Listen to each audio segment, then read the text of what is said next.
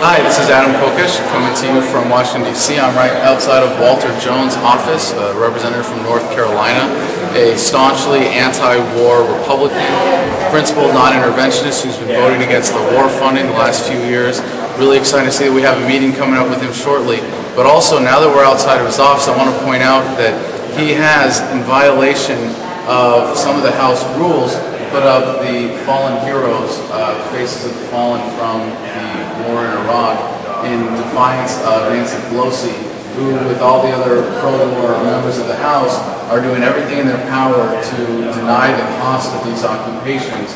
And this is just one of the ways that Pelosi has attempted to suppress free speech for fellow congressmen and saying that they can't even put anything up in the hallway here. And so what Walter Jones has done is not only posted fallen heroes from Camp Lejeune, but put up this beautiful sign in defiance of House regulations. I'm here with Republican Congressman Walter Jones in his office, and he is one of the few principled non-interventionists in the House here who has been voting against the war funding and has gone through a transformation similar to mine in regards to our current interventionism in particular.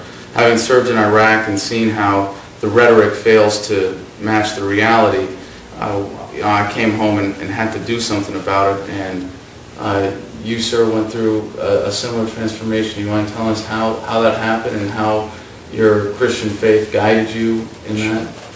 Adam, when 9/11 happened, I was like any American citizen. I was outraged by what had happened to the American people. I felt that we needed to go after those who had committed so much hurt to our nation, killing over 3,000 Americans. And I have in my district, I represent the 3rd District of North Carolina, Camp Lejeune Marine Base, Cherry Point Marine Air Station, Seymour Johnson Air Force Base, and about 60,000 retired military. And I went to all the hearings, classified briefings, excuse me. We had Vice President Cheney, we had Secretary of State Colin Powell, Donald Rumsfeld, Secretary of Defense, the Joint Chief of Staff, Myers, Condoleezza Rice. We had them all from time to time come in to tell us about all the findings of what was going on in Iraq. And I probably regret that I didn't read the National Intelligence Estimate. I think would have given me a better idea of what was there and what was not there. I listened to all the briefings, and yet when I went that night to cast my vote to give the President the authority to go into Iraq, my heart told me I shouldn't vote for it, yet politically I was concerned about the next election, which is not the way you should make decisions when you're going to send young men and women to die for this country. So I didn't vote my conscience, and I have apologized to God many times for that vote. There were only 6 Republicans. One of them is a very dear friend of mine named Ron Paul. I want to give God the credit. I attended the funeral 10 days after we went into Iraq of Sergeant Michael Bitts, who was killed. He was stationed down at Camp Lejeune. His wife Janina, was from Australia. They had 3 children, twins that were born after he's deployed. And I think sitting there beside her at the funeral was down at Camp Lejeune. It was an outside service. It was a tent covering where people were sitting. As I walked around the building, I had a captain to get me to the right location. First thing I noticed was a flag draped coffin. 2 Marines were there with full dress uniform. Behind the Marines, you can see the river that flows through Jacksonville. Then I sit down beside Mrs. Bitts, who I had not met. I talked to her by phone a couple of times, but we were trying to help her with a visa for her mom, who was visiting from Australia. And her little boy, Joshua, was two people down. He's in a stroller. Of course, the twins who had been born after Michael was deployed, they were too young to be there. And the order of the service, and then when Janina got up, read the last letter that he wrote her. It was the day before he died. 3-page letter. He talked about his love of Jesus in his life. He talked about his love of his country, his love of his family, and that he had never cheated on his wife, that he knew one day that he would either be with her on earth or in heaven. And I'm sitting there listening to this as she's reading it. There's 3 pages. Obviously, I'm paraphrasing. I got tears coming down my eyes. I've got tears. I've got my sunglasses on. I can't look at anybody. But while she's reading this letter, the little boy Joshua, who's to my right, he drops a toy. And I see the Marine captain who had been there that presented the flag to her. He had moved to the right of me and to the right of the little boy.